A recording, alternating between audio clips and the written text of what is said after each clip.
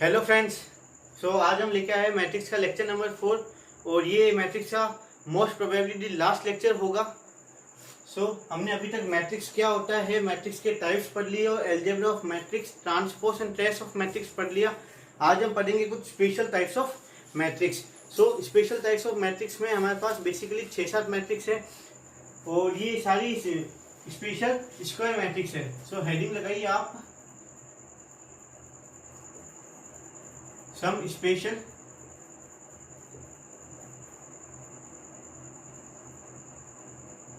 Square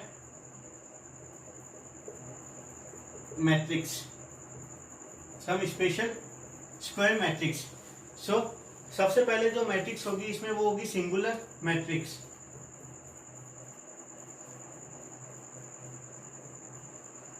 सबसे पहले होगी हमारी सिंगुलर मैट्रिक्स। सिंगुलर मैट्रिक्स वो स्क्वायर मैट्रिक्स होती है जिसका डिटर्मिनेंट अपने 0 हो। ऐसी मैट्रिक्स जिसका डिटर्मिनेंट 0 हो उसे हम कहते हैं singular matrix. The square matrix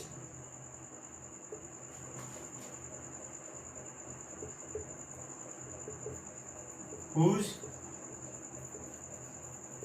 value of determinant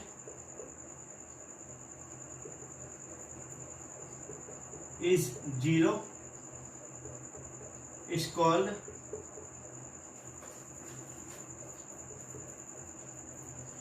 singular matrix। ऐसी स्क्वायर मैट्रिक्स जिसके डिटर्मिनेंट की वैल्यू 0 हो उसे हम कहते हैं सिंगुलर मैट्रिक्स। सेकंड नंबर की मैट्रिक्स है non singular matrix. Second number की मैट्रिक्स अपने नॉन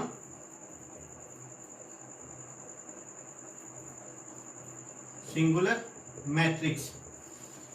ऐसी स्क्वायर मैट्रिक्स जिसके डिटर्मिनेंट की वैल्यू 0 नहीं हो हम उसे कहते हैं non singular matrix. Singular matrix वो मैट्रिक्स होती है जिसके डिटर्मिनेंट की वैल्यू 0 हो। ये तो इसी के नाम से भी पता चल सकता है कि नॉन सिंगुलर मैट्रिक्स वो मैट्रिक्स होती है जिसके डिटर्मिनेंट की वैल्यू 0 नहीं हो। द स्क्वायर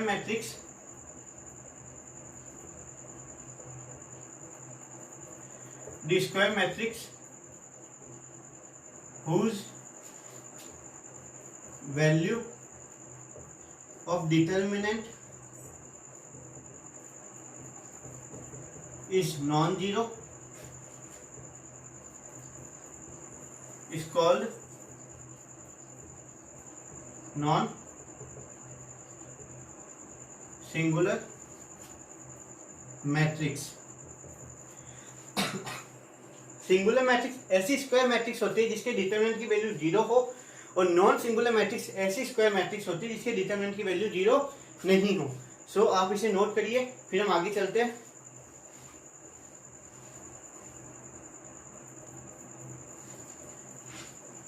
आपने इसे नोट कर लिया होगा, अब हम आगे चलते हैं।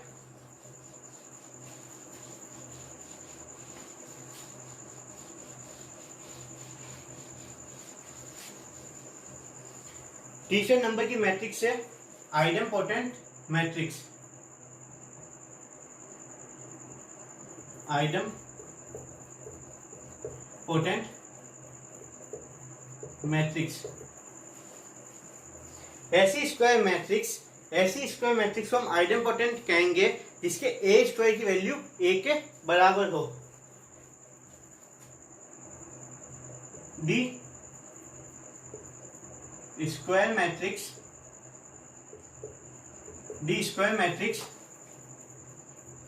whose the square matrix is called idempotent matrix if value of a square is a। Square matrix हम आइडेम्पोटेंट मैट्रिक्स तब कहेंगे जब ए स्क्वायर की वैल्यू ए के इक्वल हो। अगर ए स्क्वायर की वैल्यू ए के इक्वल हो तो हम एक चीज और भी लिख सकते हैं। ए क्यूब क्या होता है, ए क्यूब को हम लिख सकते हैं ए स्क्वायर ए, और ए स्क्वायर की वैल्यू जब ए के बराबर है ए डॉट ए जो हमें देगा ए स्क्वायर, और ए स्क्वायर की वैल्यू ए के बराबर है। मतलब आइडेम्पोटेंट में ए क्यूब की वैल्यू भी ए के इक्वल होगी। अब हम बात करते हैं A4 की।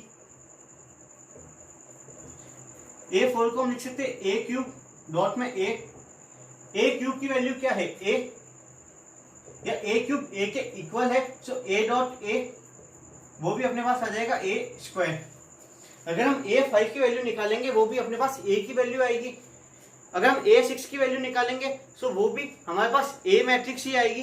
सो हम इस तरह कह सकते हैं, इस तरह हम कह सकते हैं स्टार मार्क करके या नोट करके कि a की power n is equal to a in case of idempotent matrix. Idempotent matrix के केस में a की पावर n की जो वैल्यू होगी वो भी a के इक्वल ही आएगी, प्रोवाइडेड क्या कि n is greater than equal to 2 and n belongs to integer. यहाँ पे n की वैल्यू अगर n की वैल्यू 2 से बड़ी या 2 के बराबर होगी और n क्या होगा, n हमारे पास एक नेचुरल नंबर होगा, n हमारे पास एक नेचुरल नंबर होगा। सो आप इसे नोट करिए, फिर हम आगे चलते हैं।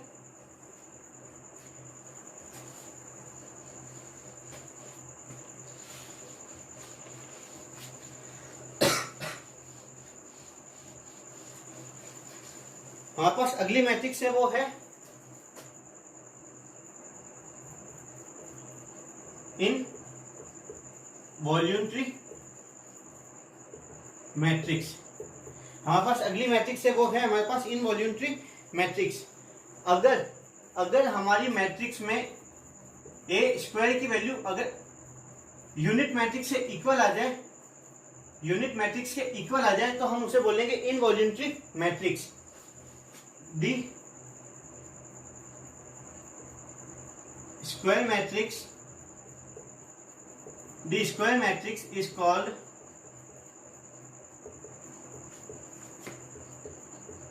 involuntary matrix if A square is equal to unit matrix. किसी भी स्क्वायर मैट्रिक्स हम इनवॉल्यूंटरी मैट्रिक्स तब बोलेंगे जब हमारा ए स्क्वायर की वैल्यू आई एन के इक्वल आ जाए।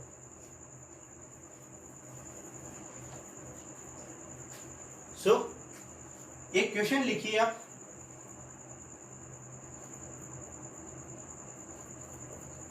Prove that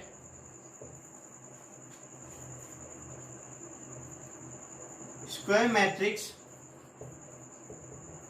A is called involuntary matrix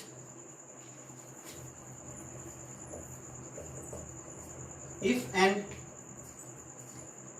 only if I minus A dot I plus A is equal to 0। हमें ये प्रूव करना है कि कोई भी square matrix A involuntary matrix तभी कहलाएगी या तभी कही जाएगी जब I minus A dot I plus A की वैल्यू हमारे पास क्या हो, 0 हो। सो आप इसे एक बार ट्राई करिए, बहुत इजी क्वेश्चन है और ये एक प्रॉपर्टी भी है इनवॉल्यूंटरी मैट्रिक्स की। सो इसका सॉल्यूशन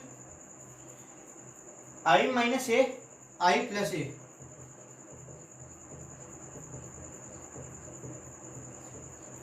इसकी वैल्यू क्या आएगी I square minus I A plus I A minus I A plus में ए स्क्वायर, प्लस आई ए की वैल्यू भी क्या आएगी हमारे पास ए आएगी और माइनस आई ए की वैल्यू भी क्या आएगी हमारे पास ए आएगी। सो ये दोनों एक दूसरे से कैंसिल हो जाएंगे और हमारे आई स्क्वायर की वैल्यू क्या आ जाएगी ए स्क्वायर आ जाएगी, जो कि क्या है इनवॉल्यूंटरी मैट्रिक्स की कंडीशन है। सो आप इसे नोट करिए, फिर हम आगे चलते हैं।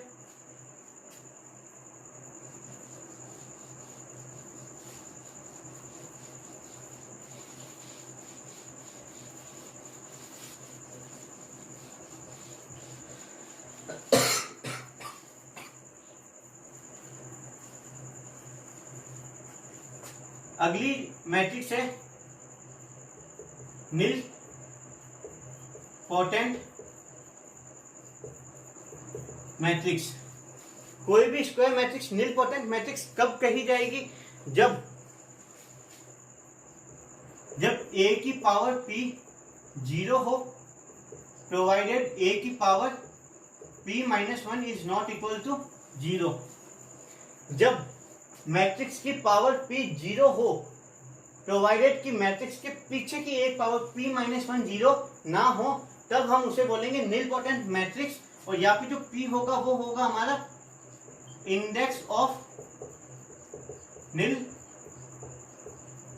पोटेंसी। अब इसे एक एग्जाम्पल के साथ समझते हैं। ये इतनी क्लियर डेफिनेशन नहीं बता पा रहा। मान लो हमारे पास कोई मैट्रिक्स A है, अगर मैं इसके A स्क्वायर निकालू, अगर वो मेरे पास 0 आ जाए, अगर मेरे पास वो 0 आ जाए, तो हमारे पास इंडेक्स ऑफ निल पोटेंसी क्या होगा? 2 होगा। मतलब कि ये एक निल पोटेंट मैट्रिक्स है with index of nil potency 2।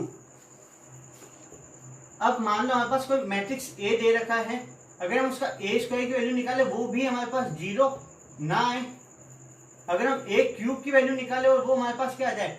0 आ जाए, तो हम इसे क्या बोलेंगे? A एक निल पोटेंट मैट्रिक्स है with index of nil potency 3। मान लो हमारे पास कोई मैट्रिक्स A है, हम उसके A स्क्वायर की वैल्यू निकाले, वो हमारे पास 0 ना आए, हम A क्यूब की वैल्यू निकाले, वो हमारे पास 0 ना आए, हम अगर A4 की वैल्यू निकाले और वो हमारे पास 0 आ जाए, सो ये निल पोटेंट मैट्रिक्स होगी with index of nil potency 4। सो अब आपको अच्छे से समझ में आ गया हो कि किसी भी स्क्वायर मैट्रिक्स को हम निल पोटेंट मैट्रिक्स कब बोलेंगे? जब A की पावर p 0 हो, प्रोवाइडेड A की पावर p - 1 आपके पास 0 ना हो। 0 बोलने का मतलब है 0 मैट्रिक्स या फिर नल मैट्रिक्स। सो आप इसे नोट करिए, फिर हम आगे चलते हैं।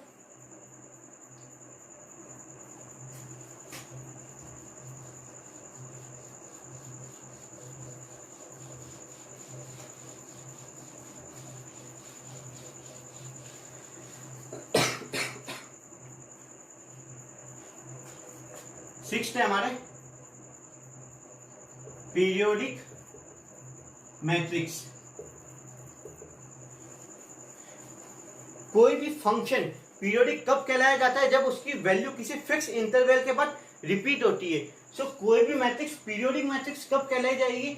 जब किसी फिक्स इंटरवल के बाद हमें वो सेम मैट्रिक्स मिल जाए। सो कोई भी स्क्वायर मैट्रिक्स पीरियोडिक मैट्रिक्स तभी कहलाएगी जब वो इस कंडीशन को सेटिस्फाई करेगी, k+1 इज इक्वल a की power k+1 is equal to a। ये हम सिमिलरली फंक्शन के साथ कंपेयर कर सकते हैं। फंक्शन का जब हम पीरियड की इक्वेशन लिखते थे तो हम क्या लिखते थे? f की वैल्यू t+x पर इज इक्वल टू fx। इसका मतलब क्या होता था कि t है वो इस फंक्शन का क्या है? पीरियड है। सो हम उसी बेसिस पे या उसी से कंपेयर करके हम क्या लिख सकते हैं? a की पावर k+1 हमारे पास मैट्रिक्स a के इक्वल आ जाए, तब हम उसे पीरियोडिक मैट्रिक्स कहेंगे। जब उसे हम पीरियोडिक मैट्रिक्स कहेंगे फॉर पीरियड k। सो इसकी डेफिनेशन लिखते हैं हम।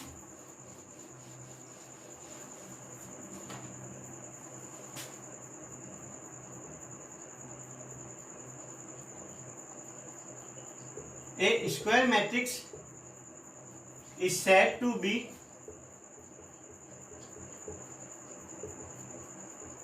periodic matrix if it satisfies the condition. If it satisfies the condition a की power k+1 is equal to a, where k is the period.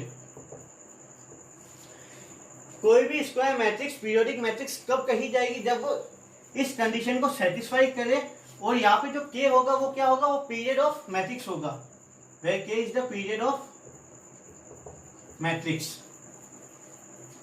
सो आप इसे नोट करिए।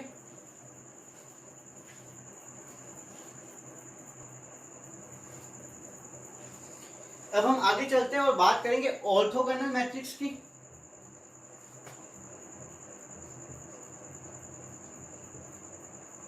Orthogonal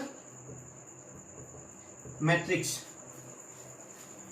कोई भी स्क्वायर मैट्रिक्स ऑर्थोगोनल मैट्रिक्स कब कही जाएगी, जब ए मल्टीप्लाई ए ट्रांसपोज की वैल्यू हमारे पास आई के इक्वल आ जाए, मतलब यूनिट मैट्रिक्स के इक्वल आ जाए। कोई भी स्क्वायर मैट्रिक्स ऑर्थोगोनल मैट्रिक्स तभी कही जाएगी जब उसके ए और ए ट्रांसपोज का मल्टीप्लीकेशन हमारे पास एक यूनिट मैट्रिक्स देता हो।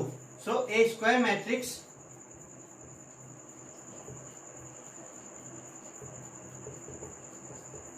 is said to be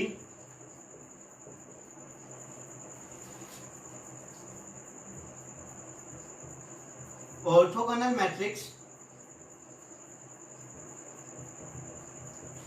if it satisfies the condition A dot में A transpose is equal to unit matrix of order n A transpose dot में ए। कोई भी स्क्वायर मैट्रिक्स ऑर्थोगोनल मैट्रिक्स तभी कही जाएगी जब वो इस कंडीशन को क्या करे, सेटिस्फाई करे। सो आप इसे नोट करिए, फिर हम आगे चलते हैं और सिमेट्रिक और स्क्यू सिमेट्रिक मैट्रिक्स की बात करेंगे।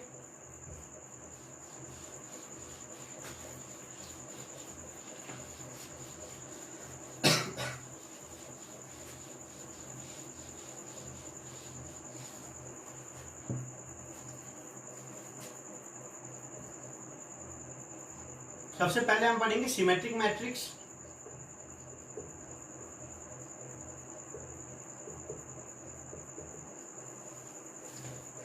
कोई भी स्क्वायर मैट्रिक्स सिमेट्रिक मैट्रिक्स तभी कही जाएगी जब उस मैट्रिक्स की वैल्यू उसी के ट्रांसपोज वाली मैट्रिक्स के इक्वल आ जाए। जब ये वो मैट्रिक्स ए उसके ट्रांसपोज मैट्रिक्स के इक्वल आए तभी हम उसे बोलेंगे symmetric matrix. So, a square matrix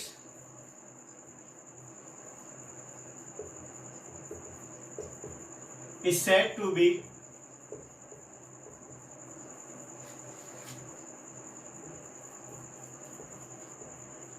symmetric matrix if matrix A is equal to A transpose। Square matrix symmetric matrix तभी कही जाएगी जब मैट्रिक्स ए और मैट्रिक्स ए ट्रांसपोज दोनों इक्वल आ जाए।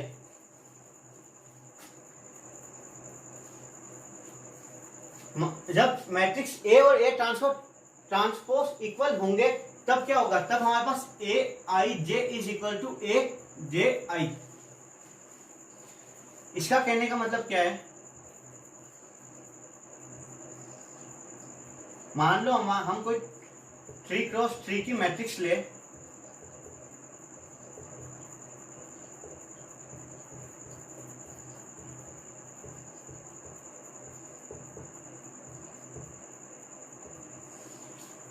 तो उसमें जो वैल्यू A11 की होगी, जो वैल्यू हमारे पास A11 की होगी, सॉरी, जो वैल्यू हमारी A12 की होगी वही वैल्यू हमारी A21 की होगी। जो वैल्यू हमारी A13 की होगी वही वैल्यू हमारी A31 की होगी, और जो वैल्यू हमारी A23 की होगी वही वैल्यू हमारी A32 की होगी। मतलब A12 और A21 की वैल्यू सेम आएगी या इक्वल आएगी, A23 की और A32 की वैल्यू इक्वल आएगी, और A31 और A13 की वैल्यू इक्वल आएगी। मतलब ये जो एलिमेंट्स है वो अपने डायगोनल एलिमेंट्स के अबाउट मिरर इमेज है। So elements are mirror image about leading या फिर प्रिंसिपल डायगोनल। जो एलिमेंट्स होंगे वो प्रिंसिपल डायगोनल या फिर लीडिंग डायगोनल के अबाउट मिरर इमेज होंगे। सो हमें सिमेट्रिक मैट्रिक्स की इतनी बात करनी थी। अब हम चलेंगे स्क्यू सिमेट्रिक मैट्रिक्स पे।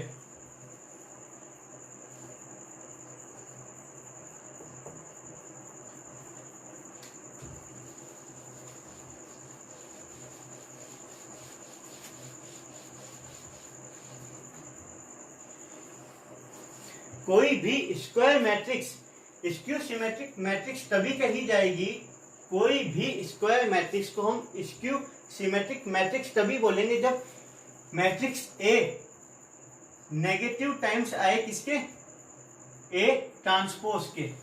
कोई भी square matrix skew symmetric matrix तभी कही जाएगी जब मैट्रिक्स ए नेगेटिव टाइम्स हो किसके, ए ट्रांसपोज के। इसको देख के हम एक चीज लिख सकते हैं कि हमारी जो वैल्यू आएगी ए आई जे की वो आएगी माइनस टाइम्स ए जे आई के। इसे देख के हम ये चीज लिख सकते हैं आसानी से कि जो ए आई जे की वैल्यू आएगी वो हमारे पास माइनस ए जे आई के आएगी। जब हम सिमेट्रिक मैट्रिक्स पढ़ रहे थे तो हमने ए आई जे की वैल्यू ए जे आई के बराबर थी, तब लीडिंग डायगोनल के अलोंग या लीडिंग डायगोनल के अलोंग जो एलिमेंट्स थे वो एक दूसरे के क्या थे, मिरर इमेज थे। तो इसमें भी वो होंगे मिरर इमेज, बट वो कैसी मिरर इमेज होगी, नेगेटिव मिरर इमेज होगी। So elements are negative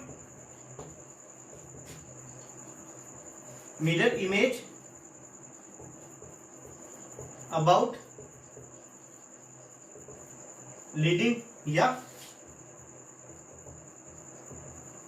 principal diagonal.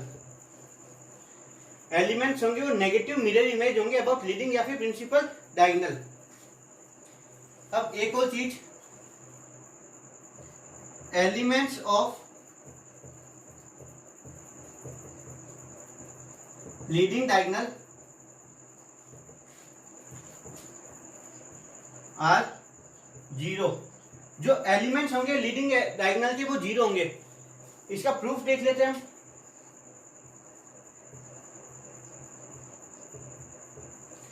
ए आई जे की वैल्यू हमारे पास माइनस जे आई है और डायगोनल एलिमेंट्स में आई और जे की वैल्यू सेम होती है। So j is equal to i, so a i i is equal to minus times a i i. ये इधर आएगा तो हमारे पास बनेगा two i i is equal to zero. तो हमारे पास ए आई आई की वैल्यू क्या आ गई, जीरो। अगर ए आई आई की वैल्यू जीरो है तो ए आई जे की वैल्यूज भी क्या होगी, जीरो होगी। किसके लिए, फोर डायगोनल एलिमेंट्स ए जे जे की वैल्यू, सॉरी आई और जे बराबर है। इसका आई और जे बराबर कब होते हैं, डायगोनल एलिमेंट्स के केस में इक्वल होते हैं। और diagonal elements skew symmetric matrix में हमेशा कैसे होंगे, जीरो होंगे। और बाकी एलिमेंट्स नेगेटिव मिरर इमेज होंगे अबाउट लीडिंग या फिर प्रिंसिपल डायगोनल।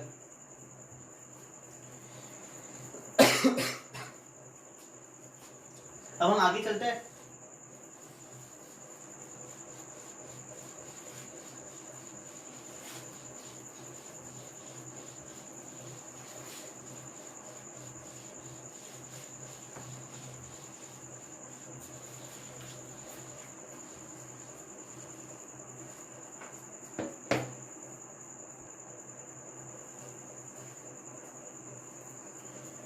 अब हम चलते हैं प्रॉपर्टीज ऑफ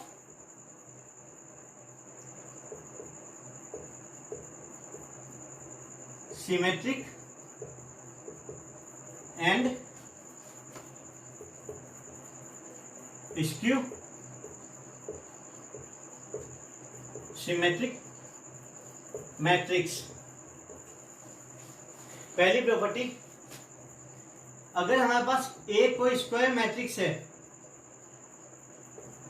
अगर हमारे पास ए कोई स्क्वायर मैट्रिक्स है, सो तब हमारा ए प्लस ए ट्रांसपोज क्या होगा, वो हमारा होगा सिमेट्रिक मैट्रिक्स। और ए माइनस ए ट्रांसपोज क्या होगा हमारे पास, स्क्यू सिमेट्रिक मैट्रिक्स।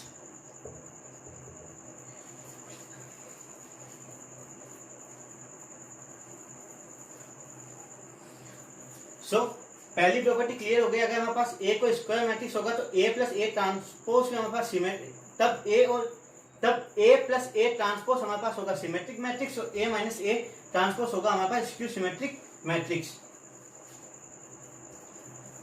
अगर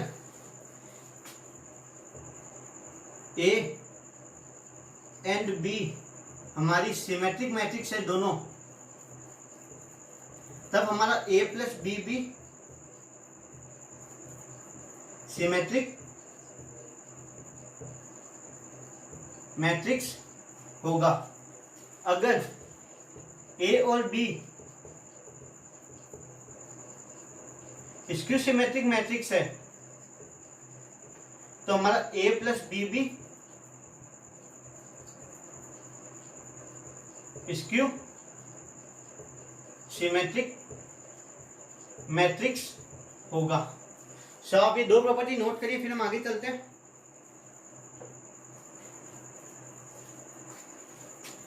अगर हमारे पास कोई मैट्रिक्स ए सिमेट्रिक दे रखा है तो के ए की वैल्यू भी हमारे पास सिमेट्रिक होगी, प्रोवाइडेड के इज सम कांस्टेंट। अगर यही ए मैट्रिक्स हमें स्क्यू सिमेट्रिक दे रखा है, सो जो हमें के ए की वैल्यू होगी वो भी हमारे पास कैसी होगी, स्क्यू सिमेट्रिक होगी। और के यहाँ पे क्या है, कोई कांस्टेंट है, स्केलर कांस्टेंट है। अब हम चलते हैं अगली प्रॉपर्टी पे, इसे आप नोट करिए।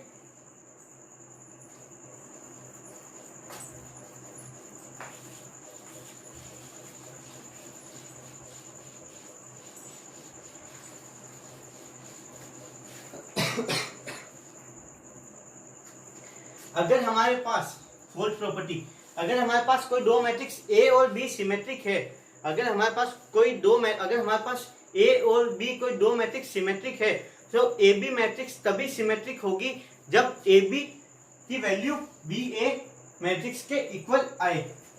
If A and B are two symmetric matrix, then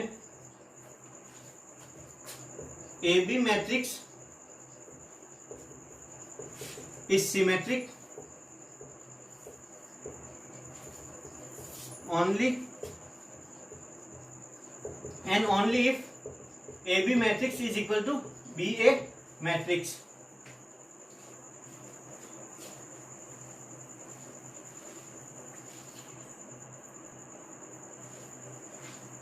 अब हम कुछ और चीजें पढ़ते हैं। अब हम पढ़ते हैं कॉन्जुगेट ऑफ ए मैट्रिक्स।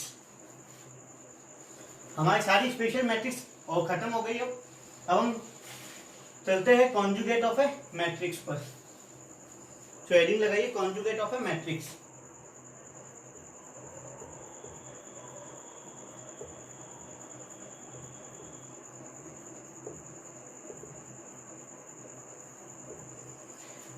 अगर हमारे पास मैट्रिक्स के एलिमेंट्स कॉम्प्लेक्स नंबर के फॉर्म में दिए हुए हो और हम उन एलिमेंट्स को उनके कॉन्जुगेट से रिप्लेस कर दे, तब हमारे पास जो मैट्रिक्स बनेगी उसे हम बोलेंगे conjugate of A matrix.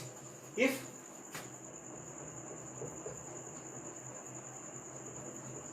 Elements of matrix are given in complex form, then the matrix obtained by replacing the elements by its conjugate is called conjugate of a matrix। अगर एक एग्जांपल से समझते हैं, अगर हमारे पास कोई मैट्रिक्स ए दे रखी है 1 + 3 आयटा 4 2 2 + 9 आयटा, और अगर हम इस मैट्रिक्स के जो कॉम्प्लेक्स एलिमेंट्स है, जो कॉम्प्लेक्स फॉर्म के अंदर जो एलिमेंट्स दे रखे, अगर हम उसे कॉन्जुगेट में कन्वर्ट कर दे, हम अगर उसके कॉन्जुगेट्स लिख दे, तब हमारे पास जो मैट्रिक्स बनेगी उसे हम बोलेंगे कॉन्जुगेट ऑफ ए मैट्रिक्स। और कॉम्प्लेक्स फॉर्म में अगर कोई नंबर दे रखा है a + आयटा b, अगर हमें उसे कॉन्जुगेट लिखना है तो हम उसे उसका कैसे लिखते हैं, ए माइनस आयटा बी। सो इसका जो कॉन्जुगेट होगा, और कॉन्जुगेट को हम मैट्रिक्स को इस तरह से रिप्रेजेंट करते हैं, ए और ए के ऊपर बार, उसको हम कैसे लिख सकते हैं, 1 माइनस 3 आयटा 4, 2 माइनस 9 आयटा और 2। सो कॉन्जुगेट ऑफ ए मैट्रिक्स वो मैट्रिक्स होती है जब हमारे पास कोई एलिमेंट्स किसी मैट्रिक्स से कॉम्प्लेक्स फॉर्म में दे रखे हो और हम उन एलिमेंट्स को उनके कॉन्जुगेट से रिप्लेस कर दे, तब जो हमारे पास नई मैट्रिक्स बनेगी उसे हम बोलेंगे कॉन्जुगेट ऑफ ए मैट्रिक्स। आप इसे नोट करिए, फिर हम आगे चलते हैं।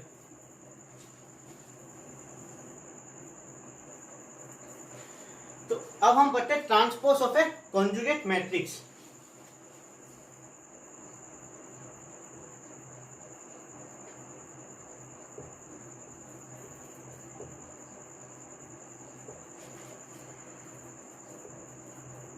Transpose of A conjugate matrix. क्या कॉन्जुगेट मैट्रिक्स का ट्रांसपोज कुछ अलग तरीके से निकलता है? नहीं, जैसे हम सिंपल मैट्रिक्स का ट्रांसपोज निकालते थे वैसे ही कॉन्जुगेट मैट्रिक्स का भी हम ट्रांसपोज निकाल सकते हैं। रो को कॉलम में चेंज करो, कॉलम को रो में चेंज करो। मान लो हमारे पास कोई मैट्रिक्स ए दे रखी है, 1 प्लस 3 आयटा 4 1 1 प्लस आयटा। हम उसका कॉन्जुगेट कैसे लिखेंगे, हम इसका कॉन्जुगेट मैट्रिक्स कैसे लिखेंगे, ये जो कॉम्प्लेक्स फॉर्म में एलिमेंट्स दे रखे हैं हम इसका कॉन्जुगेट लिख देते हैं। तो हमारे पास जो मैट्रिक्स बनेगी वो हमारी बन जाएगी कॉन्जुगेट मैट्रिक्स। सो 1 माइनस 3 आयटा 4 1 1 माइनस आयटा। अब अगर हम इसी का ट्रांसपोज कर दे इस मैट्रिक्स का, सो जो हमारे पास नई मैट्रिक्स बनेगी वो होगी हमारे transpose of A conjugate matrix. अगर हम इसी का ट्रांसपोज कर दे, हम अगर इसी का ट्रांसपोज कर दे 1 माइनस 3 आयता 1 4 1 माइनस आयता, सो ये हमारे पास बन जाएगी ए ट्रांसपोज का conjugate. So transpose of A conjugate matrix आपको समझ में आ गया होगा। अब हम आगे चलते हैं और अब हम पढ़ेंगे हैमिल्टन मैट्रिक्स। सो इसे नोट करिए आप।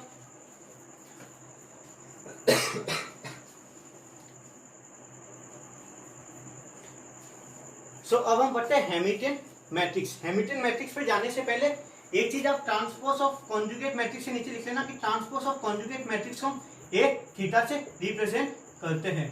सो transpose of A conjugate matrix को हम एक थीटा से रिप्रेजेंट करते हैं। अब हम चलते हैं हैमिल्टन मैट्रिक्स पे।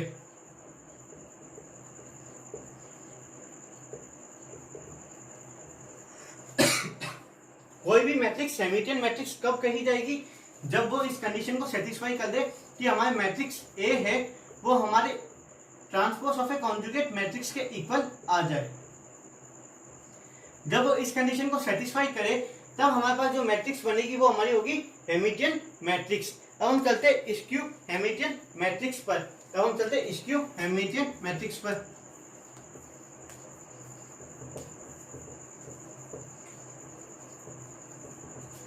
कोई भी मैट्रिक्स स्क्यू हैमिल्टन मैट्रिक्स कब कही जाएगी, जब हमारे पास मैट्रिक्स ए हो वो क्या हो, नेगेटिव टाइम्स ए थीटा हो। हैमिल्टन मैट्रिक्स की कंडीशन ये होती है, स्क्यू हैमिल्टन मैट्रिक्स की कंडीशन ये होती है। वैसे ये किसी बुक में या किसी सिलेबस में मेंशन नहीं किया गया, बट दो मैट्रिक्स ठीक पढ़ लो, अच्छी बात है। कभी सवाल आ जाए तो फंसोगे नहीं।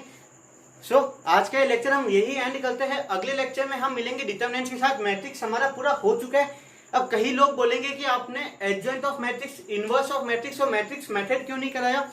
सो हमें एडजॉइंट ऑफ मैट्रिक्स निकालने के लिए माइनर और कोफैक्टर्स की जरूरत पड़ती है, जो कि हम डिटरमिनेंट्स में पढ़ेंगे। और inverse of matrix adjoint of matrix से बिना नहीं निकलता। और मैट्रिक्स मेथड में भी अगर हमें इक्वेशंस को सॉल्व करना है तो उसके लिए भी हमें इनवर्स ऑफ मैट्रिक्स की जरूरत पड़ती है। सो इन तीन टॉपिक्स को पढ़ने के लिए हमें डिटरमिनेंट्स आना जरूरी है। सो नेक्स्ट क्लास में हम पढ़ेंगे डिटरमिनेंट्स, और डिटरमिनेंट्स के अंदर ही हम adjoint of matrix, inverse of matrix और मैट्रिक्स मेथड कवर कर लेंगे। Thank you very much.